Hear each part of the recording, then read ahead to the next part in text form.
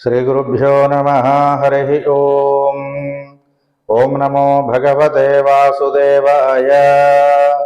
करारविन्देन पदारविन्दं मुखारविन्दे विनिवेशयन्तं वटस्य पत्रस्य पुटेशयानं बालं मुकुन्दं मनसा स्मरामि।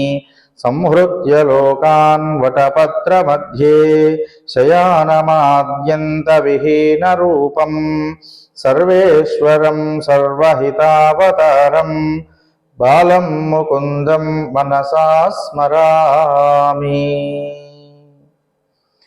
వటపత్రశాయి అయి సర్వ జగత్తును వటపత్రముగా భావించి దాని యందు పరిపాలకుడై నిద్రిస్తూ ఉండేటువంటి వటపత్రశాయి రూపంలో జగత్తును కటాక్షిస్తున్నటువంటి పరమాత్మ బాలముకుందుడైనటువంటి కృష్ణ భగవానుని మనసారా స్మరిస్తూ వారి పాదపద్మములకు నమస్సులు అర్పిస్తూ ఉన్నాను. శ్రీ వాసుదేవార్చనం యూట్యూబ్ ఛానల్ని వీక్షిస్తూ ఇందరి విశేషాలు తెలుసుకుంటున్నటువంటి అందరికీ కూడా ముందుగా నమస్సుమాంజలి అర్పిస్తూ మనం ప్రతిరోజు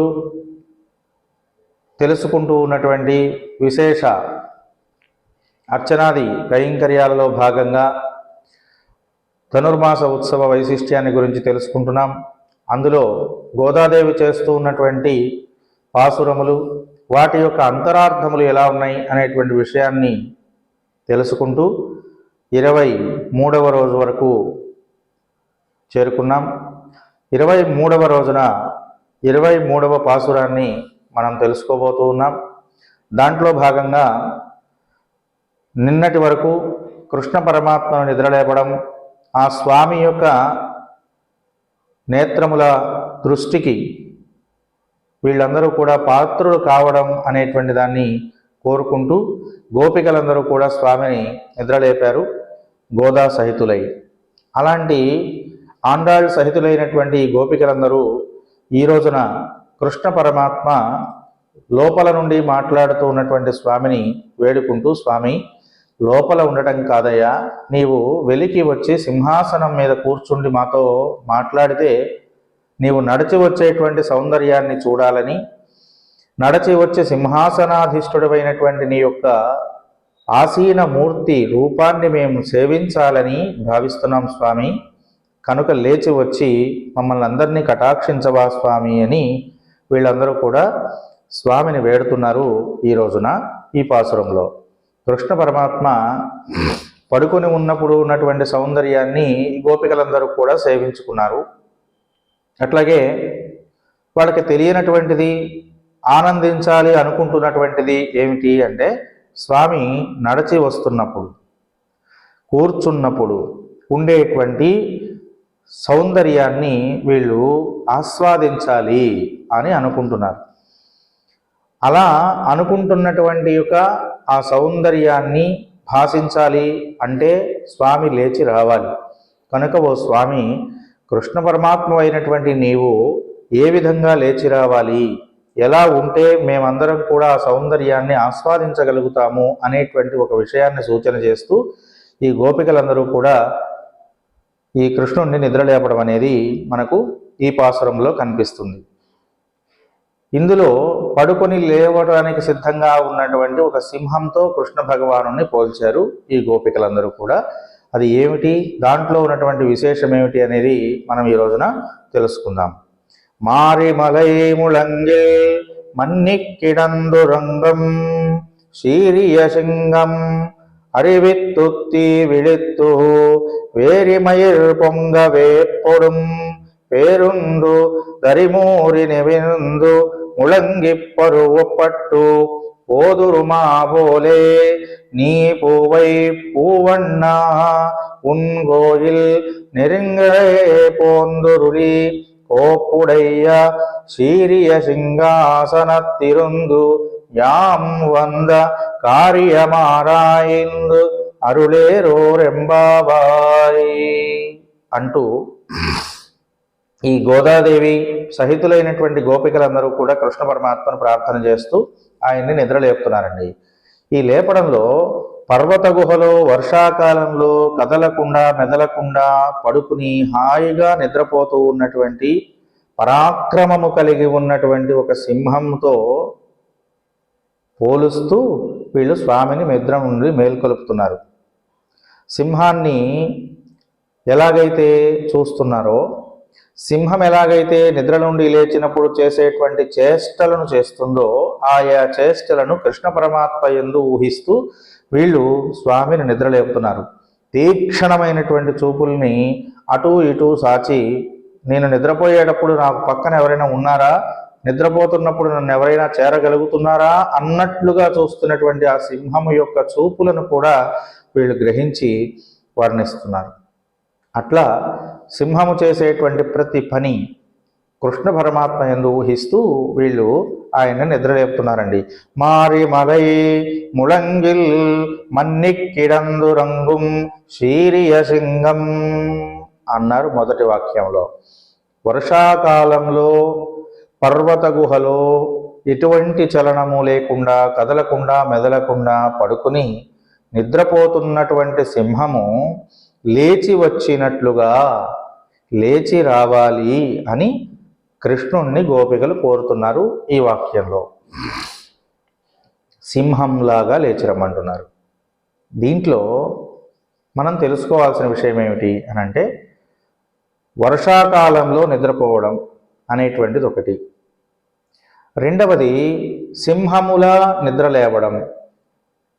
ఈ రెండు విషయాలు ఇందులో మనం తెలుసుకోవాల్సింది.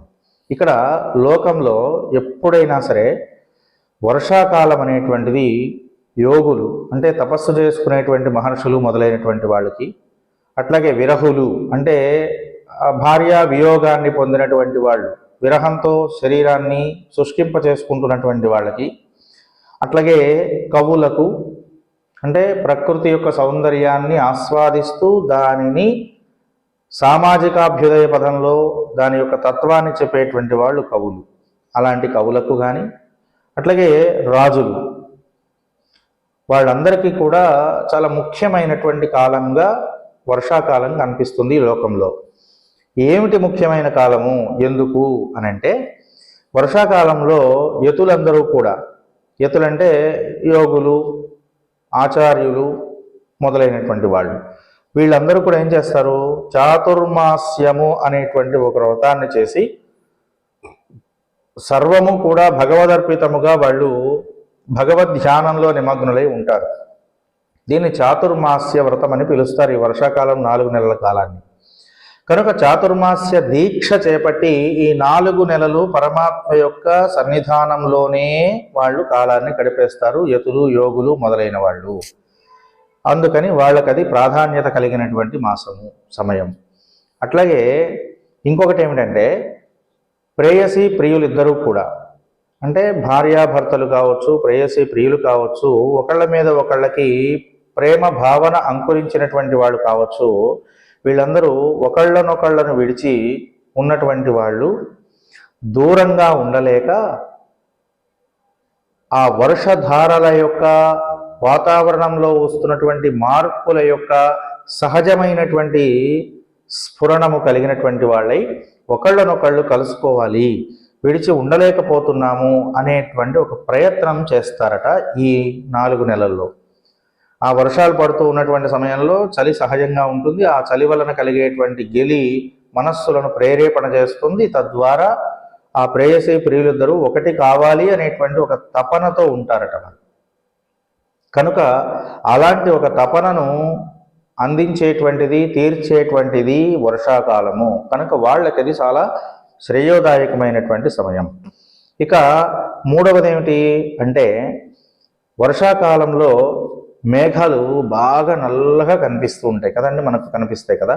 అలా కనిపించడం వల్ల భావ ఉద్రేకం కలిగి నల్లనైనటువంటి మేఘములు కప్పినటువంటి సమయంలో మనస్సు చాలా ఆహ్లాదకరంగా ఉంటుంది. భావ ఉద్రేకం కలగడం అంటే అదే, మనస్సు ఉప్పొంగటం. అలా మనస్సు బాగా ఉప్పొంగి ఉండడం చేత అలాంటి సమయంలో కవులందరూ ఏం చేస్తారు, భావుకులవుతారు. మనస్సులో ఉన్నటువంటి భావాలను ఎప్పుడెప్పుడు బయటికి వెళ్ళగక్కుదామా అన్నట్లుగా ఉంటారు. ఎందుకని, నిండుగా నల్లగా ఉన్నటువంటి మేఘం ఎప్పుడెప్పుడు వర్షిద్దామా అని ఎదురు చూసినట్లే కవులు కూడా వాళ్ళ యొక్క భావుకతా సంబంధమైనటువంటి విషయాలను లోకానికి అందించడం కోసం ప్రయత్నం చేస్తూ ఉంటారు. తద్వారా కవిత అనేటువంటి వర్షధారలు ఆవిర్భవించడానికి ఒక మంచి సమయంగా వర్షాకాలం కనిపిస్తుంది. అంతేకాకుండా రాజులందరూ కూడా వర్షాకాలంలో యుద్ధాలు చేయడానికి అవకాశం ఉండదు. కనుక యుద్ధాలు అనేటువంటివి లేకుండా ప్రశాంతంగా వాళ్ళందరూ ఏం చేస్తారట, హాయిగా నిద్రపోతూ ఉంటారట. కనుక రాజులందరికీ కూడా సుఖాన్ని ఇచ్చేటువంటి కాలం వర్షాకాలం. కాబట్టి ఇలా నలుగురు యోగులు కానీ, విరహులు కానీ, కవులు కానీ, రాజులు కానీ, వీళ్ళ నలుగురికి కూడా చాలా ముఖ్యమైనటువంటి కాలంగా ఈ వర్షాకాలము అనేటువంటిది కనిపిస్తోంది. అంతేకాకుండా వర్షాలు పడడం వల్ల లోకంలో ఇప్పుడు రోడ్డు మీద ఉన్నటువంటి ఎత్తులు పల్లాలు ఇలాంటివన్నీ కూడా తెలియవు. ఆ నీళ్లు నిండిపోతే అంతా సమానంగా ఉన్నట్లుండు కదండి. కనుక భగవత్ తత్వాన్ని మనకు తెలిపేటువంటి కాలం కూడా ఈ వర్షాకాలమే. ఎట్లాగైతే వర్షం పడడం చేత నీటి చేత నిండిపోయి ఉన్నటువంటి భూమండలం అంతా సమానంగా కనిపిస్తుందో, నిమ్నోన్నతములు లేకుండా సత్సమానమైనటువంటి భావాన్ని స్ఫురింపజేస్తుందో, అలాంటి భావం కలిగిన వాడు పరమాత్మ. కనుక భగవంతుని యొక్క మనోరూపాన్ని మనందరికీ కూడా అందిస్తుంది వర్షాకాలమే. అంతేకాకుండా ఎన్ని రకాలైనటువంటి తగాదాలున్నా, ఎన్ని రకాలైనటువంటి భావాలున్నా, ఈ వర్షాకాలం వచ్చినప్పుడు అందరూ కూడా వాళ్ళ వాళ్ళ పనులలో నిమగ్నమైపోయి వైరాలన్నిటినీ కూడా మర్చిపోయి వాళ్ళు ఏం చేసుకోవాలి, వాళ్ళు కాపాడుకోవడం, వాళ్ళని వాళ్ళు రక్షించుకోవడం, వాళ్ళ సంపదలను వాళ్ళు జాగ్రత్త చేసుకోవడం, ఇలాంటి వాటి యందు ప్రజలందరూ కూడా నిమగ్నులై ఉంటారు. అందుచేత వర్షాకాలం అనేటువంటిది చాలా శ్రేష్టమైనటువంటిది. ఈ కాలంలో శ్రీమన్నారాయణమూర్తి వైకుంఠంలో యోగ నిద్రలో ఉంటారట. కనుక యోగ నిద్ర పరిపూర్ణుడైనటువంటి పరమాత్మను ప్రార్థన చేసేటువంటి కాలం కూడా వర్షాకాలమే. కనుక ఇది చాలా శ్రేష్టమైనది. అంతేకాదు, వర్షాకాలంలో సింహాలు ఏం చేస్తాయి, వేటాడడం. మామూలుగా సింహాలు చేసే పని వేటాడడం. ఇలా వేటాడడం అనేటువంటి పనిని మానేసి గుహలో ఆడు సింహాలతో కలిసి హాయిగా ఒళ్ళు మరిచిపోయి నిద్రపోతాయి. ఎందుకని నిద్రపోతాయి అంటే, వర్షాలు పడేటువంటి సమయంలో సింహాలు బయటకు వచ్చి తడవటము అట్లాంటి పనులు చేయవు, వేటాడడం అనే పని చేయదు. అసలే బాధపడుతున్నటువంటి జంతువులను సింహం చంపదు. కనుక సింహం ఏం చేస్తుంది, మిగతా కాలాల్లో తీసుకున్నటువంటి ఆహారాన్ని తీసుకుని భుజిస్తూ జీవితాన్ని గడుపుతుంది తప్ప వర్షాకాలంలో బయటకు వచ్చి అది వేటాడడం ఇట్లాంటి పనులు చేయదు. అట్లా వర్షాకాలంలో గుహలో నిద్రపోతుంది సింహము. ఇంకొకటి ఏంటంటే, శ్రీరామచంద్రమూర్తి సీతా వియోగాన్ని పొంది బాధపడుతున్నాడు. విపరీతంగా బాధపడుతున్నటువంటి సమయంలో సుగ్రీవుడికి తోడ్పడ్డాడు. ఆయన వాలిని చంపాడు. అంతేకాకుండా వాలిని చంపి సుగ్రీవుడికి తోడ్పడి సీతా వియోగంతో బాధపడుతూ ఉన్నవాడు అయినప్పటికీ, సీతా వియోగం విపరీతంగా ఉన్నప్పటికీ, ఆయన వర్షాకాలం వచ్చింది అనేటువంటి భావం చేత ఆ 4 నెలలు కూడా రావణుని మీద ఉన్నటువంటి వైరాన్ని మర్చిపోయి మాల్యవంతము అనేటువంటి పర్వత గుహలో లక్ష్మణుడితో నివసించాడట. వర్షాకాలం వచ్చింది, మనం ముందడుగు వేయలేము, ఈ అడవులు దాటి వెళ్ళలేము, సముద్రాలు దాటి వెళ్ళేటువంటి పరిస్థితి లేదు. కనుక వియోగ భరాన్ని మోయటమే తప్ప సీతాదేవితో సంయోగాన్ని పొందేటువంటి అవకాశం ఇప్పుడు లేదని రామచంద్రమూర్తి సింహము వలె గుహలో నిద్రించాడట లక్ష్మణుడితో కలిసి. అలాగే వర్షాకాలంలో సుగ్రీవుడు ఏం చేశాడు, అప్పటి వరకు వాలి చెర నుండి విముక్తురాలైపోయి భార్య వెలువడింది, చక్కగా భార్యతో కలిసినటువంటి వాడై సుఖ సౌఖ్యాలను అనుభవించాడు సుగ్రీవుడు. ఎప్పుడు, ఈ వర్షాకాలంలో. కాబట్టి రాముడికి తాను చేసినటువంటి ప్రతిజ్ఞని కూడా మరిచిపోయాడు. వర్షాకాలం ప్రభావం చేత భార్య వియోగాన్ని అప్పటి వరకు పొంది ఉన్నటువంటి ఆ సుగ్రీవుడు ఈ వర్షాకాలం 4 నెలలు కూడా తన భార్యతో సుఖంగా ఉండి రాముడికి చేసినటువంటి ప్రతిజ్ఞలను కూడా మర్చిపోయేటువంటి స్థితిలోకి వెళ్ళిపోయాడు. అట్లాగే శ్రీరామచంద్రమూర్తి ఆకాశంలో వ్యాపించి ఉన్నటువంటి మేఘముల యొక్క పంక్తిని చూసి, మేఘాలలో ఉన్నటువంటి చల్లదనాన్ని చూసి, తనకు దూరంగా ఉన్నటువంటి తన ప్రేయసి, తన మనోదేవత అయినటువంటి సీతామ్మవారు ఎలా ఉన్నదో అని బాధపడుతూ గుహలో ఉండిపోయాడట. ఏమి చేయలేనటువంటి ఒక స్థితి వర్షముల వలన. కనుక పరమాత్మకు ఎల్లప్పుడూ లక్ష్మీదేవి యొక్క సహవాసాన్ని అర్థించేటువంటి రోజులుగా ఈ వర్షాకాలపు దినములు గడిచిపోయినాయి. అట్లాగే వాల్మీకి, కాళిదాసు మొదలైనటువంటి వాళ్ళందరూ కూడా ఈ వర్షాకాలాన్ని ఆధారంగా చేసుకుని, అక్కడ ఉన్నటువంటి మేఘాలను ఆధారంగా చేసుకుని అనేక రకములైనటువంటి కవిత్వాలు, రచనలు చేయడం మనం చూసాం. మేఘదూతము మొదలైనటువంటి కావ్యాలు అలా ఉన్నాయి. అందువలన కవులకు ఇది శ్రేష్టమైనటువంటి కాలం అని చెప్పబడింది. అట్లాగే వర్షాకాలం వేసవిలో సూర్యుడి వలన పేల్చబడినటువంటి నీటి వల్ల ఏర్పడినటువంటి మేఘాలతో వర్షం ఇస్తుంది. అంతే కదా. ఆ వర్షాలు ఏం చేస్తున్నాయి? లోకంలో ఉన్నటువంటి పంటలన్నింటినీ బాగా పండించి లోకమంతా కూడా సుఖంగా ఉండడానికి అవకాశాన్ని, సహాయకారిగా ఉండడాన్ని కలిగిస్తుంది. కాబట్టి వర్షాకాలం చాలా గొప్పది. అంతేకాకుండా ఈ కాలము ముందు 4 నెలలు వేసవి కాలం ఉంటుంది, తరువాత 4 నెలలు చలికాలం ఉంటుంది. ఈ రెండిటికి సంధికాలంగా కూడా ఉంటుంది. అటు వేసవి ఎండిపోవడానికి, ఇటు వణికిపోవడానికి మధ్య ఒక సమానమైనటువంటి యొక్క తత్వాన్ని కలిగి ఉండేటువంటి రోజులుగా ఈ వర్షాకాలపు రోజులు ఉంటాయి. కనుక సమత్వాన్ని సూచించడానికి ఈ వర్షాకాలం చాలా గొప్పది. అట్లాగే ఈ వర్షాకాలం రాబోయేటువంటి పంటలకి చాలా హేతువుగా, కారణంగా ఉంటుంది. అట్లాగే ఆ పంటల వల్ల దేశమంతా కూడా సుఖంగా ఉండడానికి కారణమవుతుంది. చూడండి, వర్షం పడడం వల్ల పంటలు పండుతాయి. పంటలు పండడానికి వర్షం కారణమవుతుంది. ఆ పంటలు దేశ సుభిక్షత్వానికి కారకములవుతున్నాయి. కనుక కారణ కార్యభావాన్ని కూడా పరమాత్మను కలిగి ఉంటాడు అని చెప్పేందుకు ఈ వర్షాకాలం ఒక మంచి ఉదాహరణ. అట్లా బాహ్యమైనటువంటి వర్షం యొక్క వైభవం ఇది, మామూలుగా మనకు కనిపించేటువంటి వైభవం. అయితే ఇక్కడ వీళ్ళు చెప్తున్నటువంటి వర్షము, వర్షాకాలము అనేటువంటి దానిలో ఒక విశిష్టత ఏమిటంటే, వర్షాలు భగవత్పరముగా కూడా వీళ్ళు సూచిస్తున్నారు. అవేమిటి అంటే, అవివేక ఘనాంధదిన్ముఖే బహుధా సంతద దుఃఖ వర్షిణి భగవన్ భవదుర్దినే పథ స్ఖలితం మాం అవలోకయాచ్యుత అంటూ యామునాచార్యుల వారు వర్ష ఋతువుని గురించినటువంటి విశిష్టతను చెబుతూ పరమాత్మనిలా ప్రార్థిస్తున్నారు. దేహానికి అంటే ఈ శరీరానికి, ఆత్మకి కలిగినటువంటి భేదాన్ని తెలుసుకోలేనట్లుగా చేయడానికి ఉన్న అజ్ఞానం, దేహానికి ఆత్మకు ఉన్నటువంటి భేదాన్ని గుర్తించి దానిలో ఉన్నటువంటి యొక్క తత్వాన్ని తెలుసుకోవడానికి అవకాశం ఇవ్వకుండా ఉండేటువంటి అజ్ఞానం ఏదైతే ఉన్నదో అది మేఘము అంటున్నారు ఆయన. అలాంటి మేఘం వలన చీకటి పడి దిక్కులన్నీ కూడా ఎటువంటి దిక్కు లేకుండా, కనిపించకుండా పోతున్నటువంటి, ఎటువంటి దిక్కుకి మనం ప్రయాణం చేయాలో తెలియకుండా వెళుతున్నటువంటి జీవుడు సంచరిస్తూ ఉంటాడు. అంతే కదా. ఆ అజ్ఞానంలో పడే జీవులందరూ కూడా ఏ దిక్కుకు వెళ్ళాలో తెలియకుండా సంచరిస్తూ ఉంటారు. ఆ అవివేక మేఘం అనేటువంటిది దేన్ని కలిగిస్తుంది?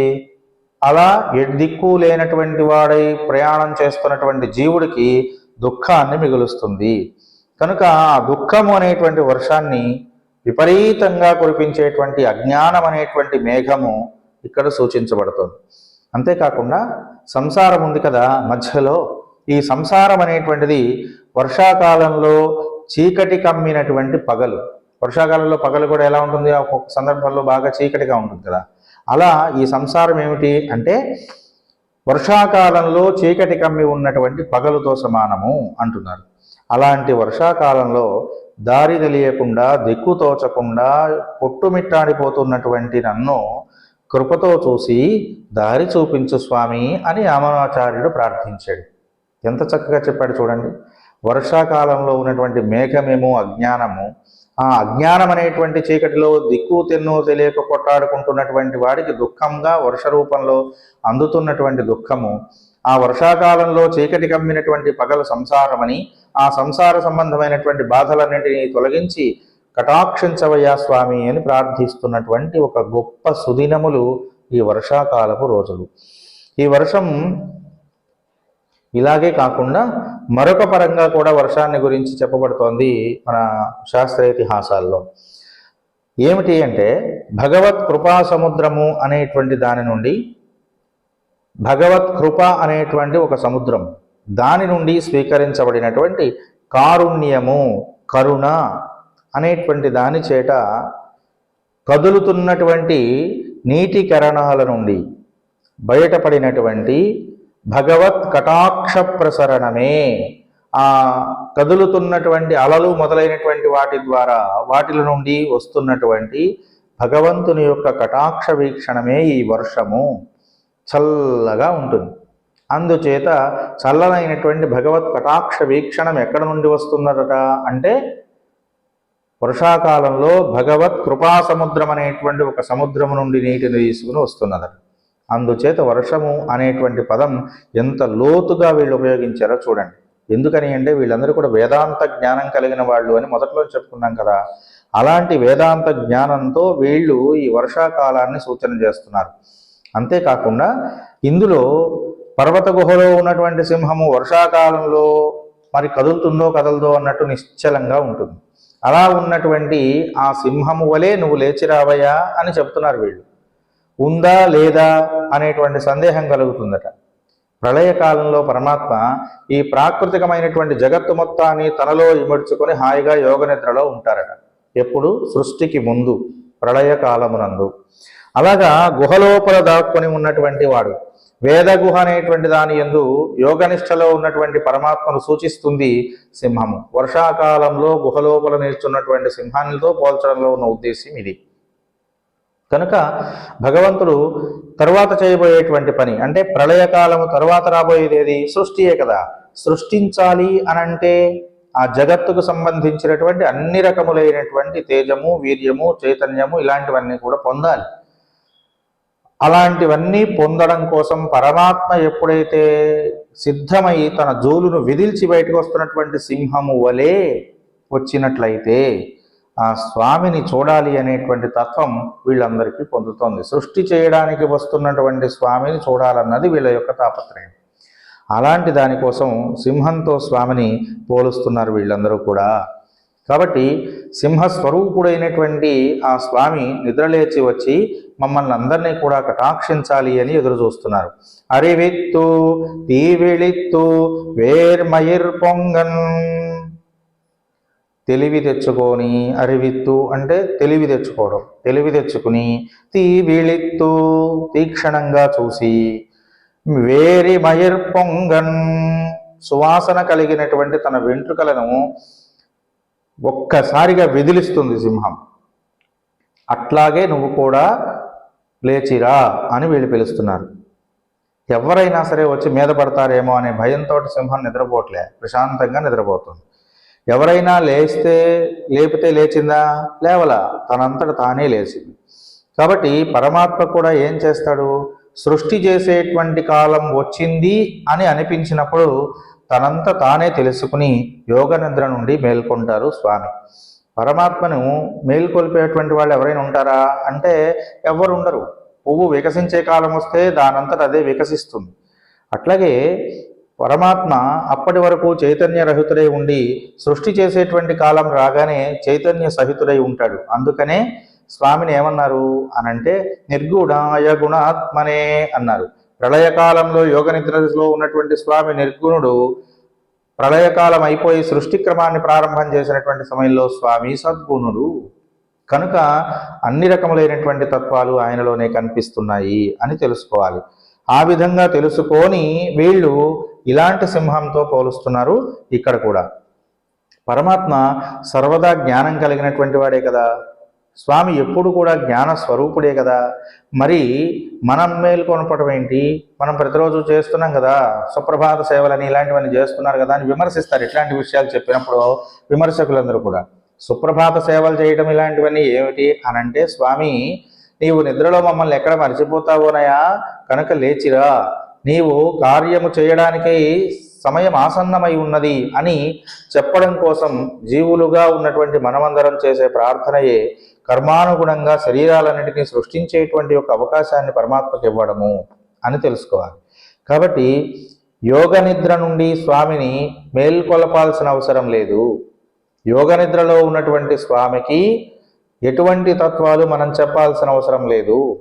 కానీ ఎందుకు చెబుతున్నాము అనంటే, అక్కడ స్వామి మన యొక్క తత్వాన్ని తెలుసుకుని వీళ్ళందరూ కూడా నన్ను ఎరిగినారు, వీళ్ళందరూ నన్ను తెలుసుకున్నారు, వీళ్ళందరూ నా గురించినటువంటి జ్ఞానాన్ని పొంది ఉన్నారనేటువంటి తత్వంతో పునఃసృష్టి కావించవలసిన అవసరం ఏర్పడింది అని గ్రహించడం కోసం మనం అందరం కూడా స్వామిని లేపడం జరుగుతుంది. అందుకనే ఆయన ఏమన్నాడు, పూర్వా సంధ్యా ప్రవర్తతే ఉత్తిష్ఠ నరశార్దూల కర్తవ్యం దైవమాన్హికం అని. దైవ సంబంధమైనటువంటి కార్యక్రమాలు చెయ్యడానికి సమయమాసన్నమైనది స్వామి అనే లేపాడు కదా. నువ్వు లేవయా, నిద్రలే అనలా. ఉత్తిష్ఠ నరశార్దూల, మేల్కొనవయ్యా అన్నాడు. సృష్టిని చేసేటందుకు గాను నీవు పూనుకొనవలసింది అనే ఆయన చెప్పాడు. అట్లా పరమాత్మ యొక్క తత్వాన్ని తెలుసుకున్నటువంటి ఈ గోపికలందరూ కూడా స్వామిని సింహంతో పోల్చి నిద్రలేమని పిలుస్తున్నారు. అంతేకాకుండా ఎప్పుడూ కూడా పరమాత్మ సృష్టి చెయ్యాలి అని సంకల్పించుకున్నప్పుడే యోగ నిద్ర నుండి మేల్కొంటాడు. కనుక తన సంకల్పం కలగంగానే మొట్టమొదట తేజస్సు అనేటువంటిది ఆవిర్భవిస్తుంది. దాని నుండి జలము, దాని నుండి పృథివీ మొదలైనవన్నీ వచ్చి సృష్టి జరుగుతుంది. కాబట్టి వీళ్ళు ఆ పరమాత్మ యొక్క ప్రార్థనలో, నిద్రలేపడంలో, స్వామిని నిద్రలేపి బయటికి రమ్మనమని పిలవడంలో ఉన్న ఉద్దేశ్యం ఏమిటి అనంటే, ఈ సృష్టి క్రమాన్ని మొత్తాన్ని కూడా ఊహిస్తున్నారు. కనుక సృష్టికి ఆధారభూతమైనటువంటి వాడివి నీవేనన్నటువంటి విషయాన్ని చెప్పకుండానే చెబుతున్నారు గోపికలందరూ. ఎప్పాడుం పేరుందుదరి మూరి నిబిరిందు. సింహం నిద్రలేచేటప్పుడు ఏం చేస్తుందంటే పడుకుని, మనం కూడా అంతే చేస్తాంలే కానీ మనకు అది తెలియదు. సింహము నిద్రలేచేటప్పుడు ఏం చేస్తుందంటే అటు ఇటు దొర్లుతుంది, కళ్ళన్నీ కూడా విదిలిస్తుంది, తలకాయ అంతా విదిలిస్తుంది, ఆ జులపాలన్నీ విదిలిస్తుంది, ఒళ్ళంతా బాగా సాగదీసుకుంటుంది, ఇలాంటి పనులు చేస్తుంది. అప్పటిదాకా బాగా చాలా కాలం నిద్రపోయి ఉండడం చేత కళ్ళు ఎర్రగా ఉంటాయట. అలా ఎర్రనైనటువంటి కళ్ళు ఒక్కసారిగా ప్రపంచాన్ని చూస్తే ప్రమాదం అవుతుందేమోనని ఆడసింహములను చూస్తుందట. అలా చూస్తున్నటువంటి ఆడసింహములు కూడా ఒకప్పుడు భయపడతాయట. పరమాత్మ యోగనిద్ర నుండి లేచినప్పుడు కూడా లోకమంతా అలా బెడసిపడేటువంటి పరిస్థితి చూడండి. అందుకనే ఉదయించే సూర్యుడికి ఎర్రదనం కలిగినటువంటి తత్వం ఉంటుంది, అస్తమించే సూర్యుడికి కూడా ఎర్రదనం. పరమాత్మ సృష్టి ఆది సృష్ట్యాంతముల యందు ఇలా ఎర్రనైనటువంటి నేత్రములతోనే ఉంటాడట. అలాంటి యొక్క తత్వాన్ని గుర్తు చేస్తూ వీళ్ళు సృష్టి ఆదికి మూలకారకుడైనటువంటి పరమాత్మను మేల్కొలుపుతున్నారు. అంతేకాకుండా అన్ని వైపులా కదిలి ఒళ్ళు విడుచుకొని ముందుకి సాగి వెనక్కి సాగి సింహం లేచి వస్తున్నప్పుడు చేసేటువంటి చేష్టలన్నిటినీ కూడా వీళ్ళు చక్కగా వర్ణిస్తూ, స్వామి నీవే కారణమైనటువంటి వాడివి, ఇలాంటి సింహము వలె నువ్వు కూడా ఏం చేయాలి, ఈ సృష్టి సంబంధమైనటువంటి అన్ని రకముల విషయములను జ్ఞప్తికి తెచ్చుకుని తేజము, బలము, ఐశ్వర్యము మొదలైనటువంటి 6 గుణముల చేత నువ్వు వెలుపలికి రావయ్యా అని ప్రార్థిస్తున్నారు. ముళింగి ఉరప్పట్టు పోదరమా పోలే, గర్జించి బయటికి వస్తున్నట్లుగా నువ్వు కూడా సేనాగారం నుండి బయటికి రా. సింహం గర్జించి ఒకసారి బయటకు వస్తుంది, అట్లాగా నువ్వు రా అంటున్నారు. ఏమిటి గర్జించటము అంటే, సింహము అడవి లోపల ఉన్నటువంటి జంతువులన్నింటినీ భయపెట్టడం కోసం గుహలో నుండి అరుస్తున్నారు. ఆ గుహలో నుండి అరిచినటువంటి ఆ సింహపు గర్జన మిగిలినటువంటి జంతువులన్నిటికీ కూడా ఒక హెచ్చరిక, సూచనలా ఉంటుంది. అట్లాగే పరమాత్మ గర్జన చేస్తూ బయటికి రావాలన్నటువంటి తాత్పర్యం వీళ్ళు ఎందుకు చెప్తున్నారంటే, వాళ్ళు పరమాత్మను చేరుకోవడానికి ఉన్నటువంటి అవరోధములన్నీ కూడా తొలగిపోయేందుకు గాను వీళ్ళు సింహపు గర్జనతో స్వామిని రావాలి అని పిలుస్తున్నారు. అంతేకాకుండా పరమాత్మ బ్రహ్మను సృష్టి చేశాడు. తనకు వచ్చినటువంటి తేజస్సు మొదలైన వాటి చేత తర్వాత సృష్టి చేయడం కోసం బ్రహ్మను సృజించి, బ్రహ్మను తన ఆత్మ, పరమాత్ముడు ఏం చేస్తున్నాడు, బ్రహ్మకు ఆత్మగా తానే ఉండి లోకాన్ని మొత్తాన్ని సృష్టి చేశాడు. అలా చేయడం కోసం, సృష్టి చేయించడం కోసం వేదములను బ్రహ్మకు ఉపదేశించారు. అలా బ్రహ్మకు ఉపదేశించినటువంటి వేదములను సూచన చేస్తూ, స్వామి నీవు ఒకసారి గర్జించి, సింహము వలె గర్జించి అని ఒక ఉపమానాన్ని వీళ్ళు చెప్తున్నారు. అలా వేదములను అంటే మార్గములను, మనం పరమాత్మను చేరుకోవడానికి మార్గమును సూచించున్నదే వేదం. కనుక అలాంటి యొక్క వేద సంబంధమైనటువంటి పలుకులను వీళ్ళు గర్జనతో పోలుస్తున్నారు. అలా కృష్ణ పరమాత్మ సింహంలాగా గర్జించి వెలికి వచ్చి ఆస్థాన మంటపంలో ఉండి మమ్మల్ని అందరినీ కూడా కటాక్షించాలి అని వీళ్ళు కోరుకుంటున్నారు సింహాసనం మీద ఉండి. నీ పూవై పూవన్నా, ఇంకొక మాట మాట్లాడుతున్నారు. అవిస పువ్వు వంటి వర్ణము కలిగినటువంటి వాడా, నీవు బయటికి రా అని పిలుస్తున్నారు. అవిస పువ్వు మేఘము వలె చక్కనైనటువంటి రంగు కలిగి ఉంటుంది. చల్లనైనటువంటి మేఘం, వర్షించడానికి సిద్ధంగా ఉన్నటువంటి మేఘం అవిస పువ్వు రంగులో ఉంటుంది. అందుచేత అవిస పువ్వు రంగు వంటి రంగు కలిగిన వాడా అని వీళ్ళు కీర్తించడంలో ఉన్న ఉద్దేశ్యం ఏమిటంటే, మా యందు కృపారసమును కురిపించడానికి సిద్ధపడినటువంటి వాడివై రా అని పిలవడం. ఉన్కోయిల్ నిన్ను ఇంగళే పోందరుళి, నీ భవనం నుండి ఇక్కడికే రా, మమ్మల్ని అనుగ్రహించు. నీ ఇంట్లో నువ్వు కూర్చుంటే మేమందరం నీ దగ్గరికి రావడం కంటే కూడా నువ్వు బయటికి వచ్చి సింహాసనం మీద అధిష్ఠితుడు అయినట్లయితే నీ యొక్క సౌందర్యాన్ని మేము అనుభవించగలుగుతాము. గోష్ఠీ రూపంలో నువ్వు అందరికీ సమానమైనటువంటి యొక్క ప్రయోజనాన్ని అందించగలిగిన వాడివి అవుతున్నావు. కనుక గోష్ఠిగా మేమున్నాము, సమూహంగా మేమున్నాము, కనుక మమ్మల్ని అందరినీ కటాక్షించేందుకు గాను నువ్వు సభామంటపానికి వచ్చి అనుగ్రహించవలసింది అని వీళ్ళు ప్రార్థిస్తున్నారు. అంతేకాదండి, పరమాత్మ దగ్గరికి జీవుడు వెళ్ళక్కర్లా. జీవుడు భక్తియుతుడై ఎప్పుడుంటున్నాడో ఆ జీవుడి దగ్గరికి భగవంతుడు వస్తాడు. కనుక ఇది సూచించడం కోసం వీళ్ళందరూ కూడా మేము మిగతావన్నీ వదిలేసి నీ సేవయే పరమావధిగా నీ దగ్గరికి వచ్చామయ్యా స్వామి, ఇక నువ్వు లోపల నుండి బయటకు వచ్చి మమ్మల్ని కటాక్షించమని వేడుకుంటున్నారు. ఇక్కడ బయటికి రావడం అనేటువంటి విషయం ఎందుకు చెబుతున్నారు అంటే, స్వామి 4 రకములైనటువంటి గమనాన్ని కలిగి ఉంటాడు అని సూచించడానికి. చతుర్గతి అని కదా విష్ణు సహస్రనామంలో స్వామిని కీర్తిస్తున్నాం మనం. 4 రకాలైనటువంటి నడకలు కలిగిన వాడు. అవేమిటి అంటే, 1 గజము, 2 సింహము, 3 శార్దూలము, 4 వృషభము. ఇలా 4 రకములైనటువంటి గమలములు కలిగిన వాడు. ఏనుగు వలె మత్తస్తబ్ద గమనాన్ని చేస్తాడు ఈయన. మత్తస్తబ్ద గమనము అంటే మత్తెక్కి ఉన్నటువంటి ఒక ఏనుగు, బాగా బలిసినటువంటి ఒక ఏనుగు ఎలాగైతే నిదానంగా నడుస్తుందో, హుందగా నడుస్తుందో, అలాంటి నడకను కలిగినటువంటి వాడు పరమాత్మ. నిజంగా ఏనుగు నడుస్తుంటే చూసి ఆనందించినటువంటి వాడు మనిషి కాదనొచ్చండి. అంత అందంగా ఉంటుంది ఆ ఏనుగు నడక. అందుకనే స్త్రీలందరికీ కూడా సామజ వరగమనలు అని పేరు. మదించినటువంటి ఏనుగుల వలె నడచువాళ్ళు అని. అందమైన నడకలకు ఉండేటువంటి పేర్లు అనమాట ఇవి. అలా నడవాలి. ఏనుగులు అందంగా నడుస్తున్నట్లుగా, ఏనుగు నడిస్తే చీమ ఎక్కడ చచ్చిపోతుందో అని అన్నట్టుగా నడుస్తుంది అది. అంత అందంగా నడుస్తుంది. అలా నడవాలి అని ఉద్దేశ్యం. స్త్రీలు అలా నడుస్తారని చెప్పడంలో ఉన్న ఉద్దేశ్యం ఏమిటంటే, స్త్రీలు అలా నడవాలి అని. కానీ ఇవాళ చాలామంది అలాంటి నడకలు మరిచిపోయినటువంటి వాళ్ళు మనకు కనిపిస్తున్నారు. ఇలాంటి నడక భగవానుడికి ఉంటుంది, భగవత్ స్వరూపులు కనుక స్త్రీలకు ఉంటుంది అని వాళ్ళందరూ అలా పోల్చారు. ఇక 2వది సింహ గమనము. సింహగమనము అనేటువంటి మాట ఎందుకన్నారు? సింహము పరాక్రమం ఉట్టిపడేలాగా నడుస్తుంది. ఆ నడకను చూస్తే ఎదుటివాడికి ఎక్కడొచ్చి మీద పడిపోతాడో అన్నట్టు ఉంటుంది. అలా వేగంగా కాదు, పరాక్రమంగా, భయపెట్టేటువంటి స్థితిలో ఒక హుందాతనాన్ని కలిగి, ఒక పరాక్రమ స్థితిని కలిగి, ఒక తేజస్సుని కలిగి ఉంటుంది ఆ నడక. అలాంటి నడక భగవానుడికి ఉన్నది. ఇక 3వ నడక శార్దూలపు నడక. శార్దూలము అంటే పెద్ద పులి. పెద్ద పులి ఏం చేస్తుంది? కోపం వస్తే చటుక్కున మీద పడుతుంది, అసలు ఆలోచన చేయదు.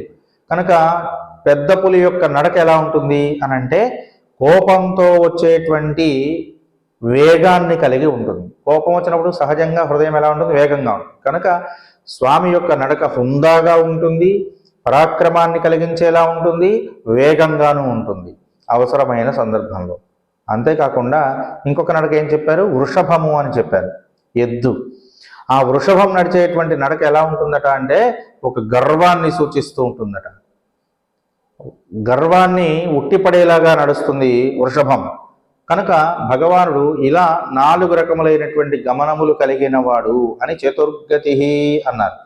అలాంటి నడకలు చూస్తే తప్ప ఆ సౌందర్యం ఏదో అర్థం కాదండి.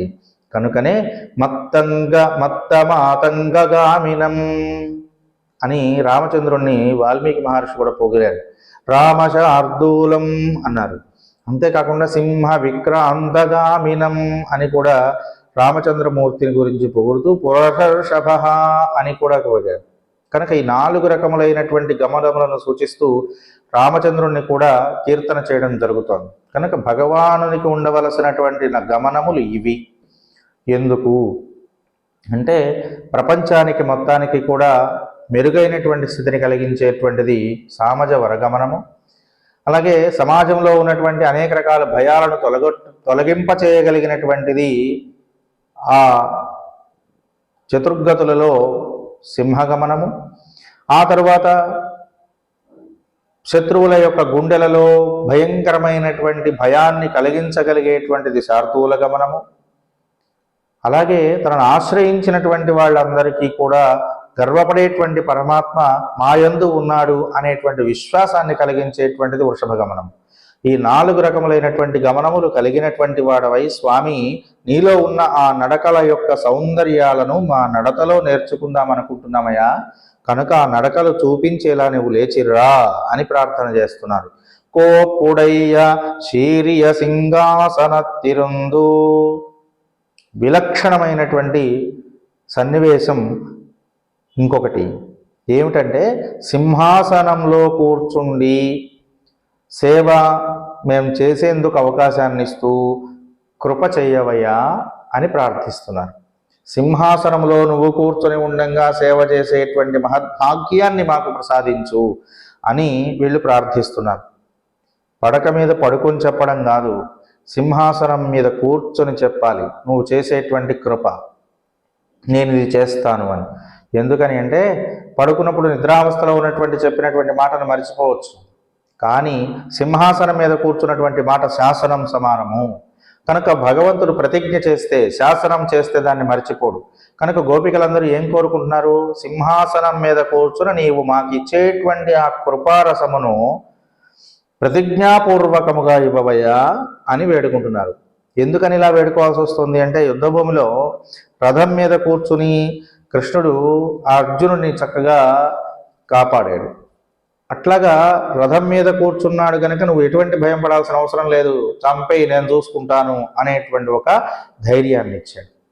అట్లాంటి ధైర్యం మాకు ఇవ్వాలంటే నువ్వు సింహాసనం మీద కూర్చొని మాట్లాడాలి. ఇక్కడ పడుకొని మంచం మీద పడుకొని మాట్లాడితే మాకు కుదరదు అంటున్నారు. ఇంకొక మాట కూడా వీళ్ళు ఏం చెప్పారు అంటే, రామచంద్రమూర్తి వ్రతం చేస్తున్నటువంటి సమయంలో ఆయన ఏతద్వ్రతం మమ అన్నాడు. శరణాగతులైనటువంటి వాళ్ళని కాపాడడమే నా వ్రతము అన్నాడు. దానికి కట్టుబడి ఉన్నాడు. అందుచేత నీవు శాసనారూపమైనటువంటి యొక్క వాక్కుతో మమ్మల్ని కటాక్షించాలి తప్ప నువ్వు నిద్రపోతూ మమ్మల్ని కటాక్షిస్తానంటే కుదరదయ్యా, లేచిరా అని పిలుస్తున్నారు. ఎప్పుడైనా సరే పరమాత్మ తాను చెప్పినటువంటి విషయాన్ని మెళకువగా జాగరూకుడై కటాక్షించడం కోసం శయనాసనం నుండి వెలువడి ఆసీనుడైనటువంటి మూర్తిగా కటాక్షించాలి.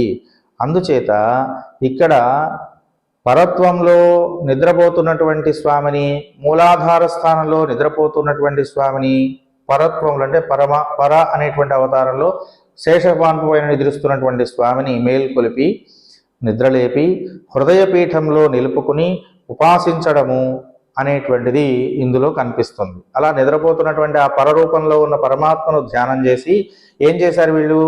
వ్యూహరూపంగా కీర్తించారు. బ్రహ్మగా వేదముల రూపంలో ఉన్నటువంటి తత్వాన్ని అందించినటువంటి వాడుగా కీర్తించడంలో వ్యూహరూపాలను ప్రార్థన చేశారు. ఆ తర్వాత ఏం చేశారు? అంతర్యామిగా విభవావతారుడై ప్రజానీకాన్ని మొత్తాన్ని కాపాడినటువంటి ఆ స్వామిని విభవ రూపంలో కీర్తించి అంతర్యామి అయినటువంటి పరమాత్మగా భాషింపచేస్తూ ఆయన్ని కీర్తించి అర్చారూపంలో సింహాసనారూఢుడివై మమ్మల్ని కీర్తించవయ్యా, మమ్మల్ని కాపాడవయ్యా అని వీళ్ళందరూ ప్రార్థన చేస్తున్నారు. యాం వంద కార్యం ఆరాయిందు కరుల్. సింహాసనంలో కూర్చొని ఏం చేయమంటున్నారు? మేము వచ్చినటువంటి పని ఏదో ఆలకించు. నువ్వు లోపలుండి మీరందరూ ఎందుకు వచ్చారు అని అడగటం కాదు, లేచి వచ్చి సింహాసనంలో కూర్చొని మా యొక్క రాకకు కారణాన్ని గురించి ఆలకించు. కనుక నీవు కూర్చున్నప్పుడు చెప్పేటువంటి మాట చాలా బలమైనది. కూర్చొని సింహాసనంలో కూర్చొని మహారాజు అయినటువంటి స్థితిలో నీవు అందించినటువంటి ఒక వాక్కు శాసనారూపమై మమ్మల్ని కాపాడుతుంది. కనుక నీవు ఎంతో చక్కనైనటువంటి యొక్క స్థితిలో నీవు వాళ్ళందరూ నా దగ్గరికి వచ్చేదాకా నేను వెళ్ళలేకపోయానే, ఒక రాజుగా నేనుండి వాళ్ళు నా దగ్గర రాకుండానే వాళ్ళ కష్టం తెలుసుకొని తీర్చవలసినటువంటి నేను అలా వెళ్ళకపోతే వాళ్ళు నా యందు శ్రద్ధ కలిగినటువంటి వాళ్ళే ఇక్కడికి వచ్చారే అనేటువంటి ఒక భావనతో మమ్మల్ని రక్షిస్తావని నీ దగ్గరికి వచ్చాం స్వామి. కనుక లేచి వచ్చి సింహాసనారూఢుడవై మమ్మల్ని కాపాడు అని స్వామిని మేల్కొలిపి ప్రార్థన చేస్తున్నటువంటి యొక్క స్థితి. ఇందులో అర్చన, నిద్ర లేపడం, తర్వాత పరమాత్మ యొక్క గుణగణాలను అభివర్ణించడం, ఆ తర్వాత స్వామిని అంతర్యామితత్వంగా భాషించేలాగా చేసుకోవడం, అర్చారూపంలో పరమాత్మను ఎదురుగా ఉంచుకొని ప్రార్థన చేయడం, ఈ 4 రకములైనటువంటి విశేషాలను ఈ పాసురం ద్వారా తెలియజేస్తూ గోదాదేవి మిగిలినటువంటి అందరితోనూ కూడా కలిసి పరమాత్మ యొక్క అర్చా స్వరూపాన్ని ప్రార్థన చేస్తూ ఉన్నది. కాబట్టి కృష్ణ భగవానుడు లేచి వచ్చి సింహము ఎలాగైతే జూలు విదిల్చి భక్తులను కాపాడడం కోసం వచ్చినట్లుగా తన యొక్క పరాక్రమాన్ని స్ఫురింపజేసినట్లుగా పరమాత్మ కూడా తన యొక్క సౌందర్య విలాసాన్ని మా అందరి ముందు కూడా ప్రదర్శించాలి అని కోరుకుంటూ ఈ గోపికలందరూ ప్రార్థన చేస్తూ ఉన్నారు. ఈ రోజుకి ఈ విశేషాన్ని ఇంతటితో ముగిస్తూ ఉన్నాను. రేపటి పాసురంలో మరొక మంచి విశేషంతో మనం అందరం కూడా కలుసుకుందాం. స్వస్తి సర్వేషాం సమస్త సన్మంగళాని భవంతు. స్వస్తి.